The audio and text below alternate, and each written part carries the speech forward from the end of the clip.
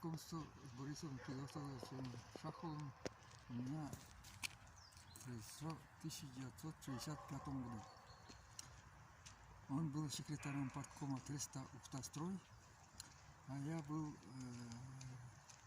мастером СМУ-1. Я был членом парткома Треста. Первое впечатление о нем, как человеке, у меня какой-то сразу предрасположенность к нему стала. Во-первых, такое доброе лицо, интеллигентный человек, способный как-то в себе расположить собеседника. Это как человека такое впечатление было первое. Потом мы уже все стали более такие вопросы обсуждать строительного производства, партийные дела на своих заседаниях.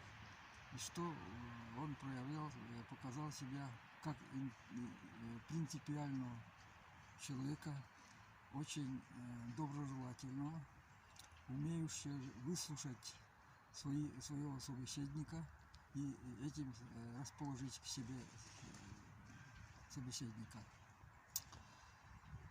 Он очень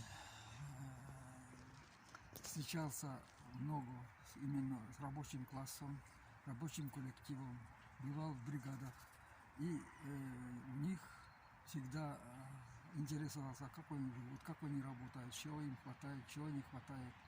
И все это время он что-то записывал в записную книжку. Я даже удивился, что он так в простом разговоре именно записывает. Потом, когда уже шли заседания парткома, он ставил вопросы заводного дня, выслушал своих, объявлял повестку дня, решал, как надо рассмотреть эти вопросы, и выслушал своих членов парткома. И в то же время потом, уже в конце всего, делал свои замечания в отношении их и принимали какие-то решения. Он мне запомнилась его встреча, еще одна его, когда он звонит мне, я был тогда уже начальником СМУ-1, звонит мне где-то в конце дня и говорит: Алексей Семенович, можно к вам прийти в гости? Я как-то удивился, думаю, чего секретарь парткома вдруг ко мне в гости собирается. Ну, пожалуйста, приходите. Действительно приходит он, но не один. Приходит к главному инженеру УМР-17 и начинает разговор. Вот вы все-то отказали, вот ты, генподрядная организация, отказал субподрядчику помочь вести этот объект в благоустройстве. Я говорю: во-первых, я не отказал, они условия такие ставили, которые невыгодны для моего предприятия. А потом было ну и начал он нас, значит, убеждать, уговаривать. И дело кончилось тем, что мы нашли общий язык, и вопрос был решен положительно. Мы потом с Борисом Федотовичем уже стали более встречаться так, как в дружеских отношениях. Это было уже где-то в 1972 году. Я тогда уже был начальником управления. Он, значит, так приходил, интересовался моими делами, как идут, как я строю свою работу, как я контролирую свои распоряжения.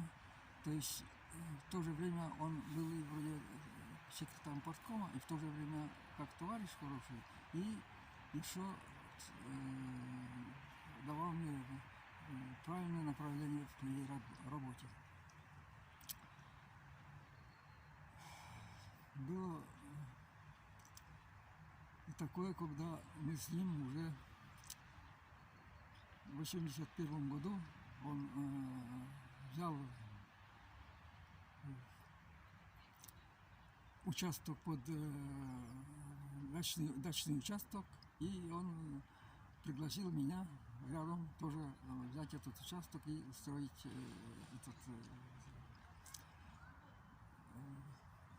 дачный этот домик.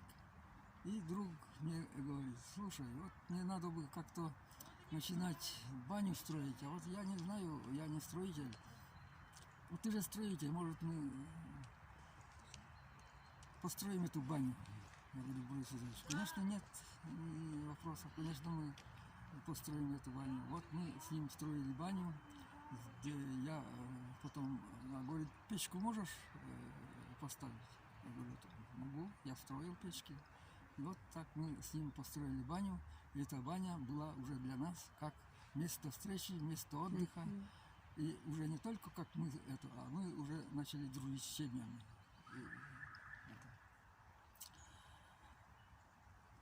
Еще был такой случай, он, когда уже вышел на пенсию, он начал писать книги. Это уже где-то за 50, более 50 лет было ему. И как-то звонит тоже вечером: слушай, Алексей Семенович, приходи ко мне. Я вот написал одну главу и хочу узнать твое мнение. Ну, значит, ну надо, значит, я пришел к нему домой, посидели, почитал, только сразу предупредил, только так, никаких нету подмазок. Не нравится, что не нравится, как конкретно говорю, что не нравится. Нравится, значит нравится. Вот так меня тоже это поразило. Вот чего я, в принципе, человек не литературного склада, а он вдруг меня начинает там этот. И так было несколько раз, когда напишет что-нибудь, так делается. Так что все практически его книги, которые он выпустил за свою жизнь, у меня есть его личные надписи его книги. Вот то, что мы были близки с ним, еще говорит о том, что мы как-то на Новый год собрались праздновать семейный праздник дома. Пригласили его, значит, и мы с семьей сидим, ждем. Жена пришла, Евдокия Васильевна, а его нету. Вдруг звонок Евдокии Васильевне, и сообщает, видимо, ей, что вот так и так, у него машина сломалась, он находится на даче, и приехать не может, машину оставить не может, надо что-то принять меры. А это было как раз, ну, самый почти уже Новый год.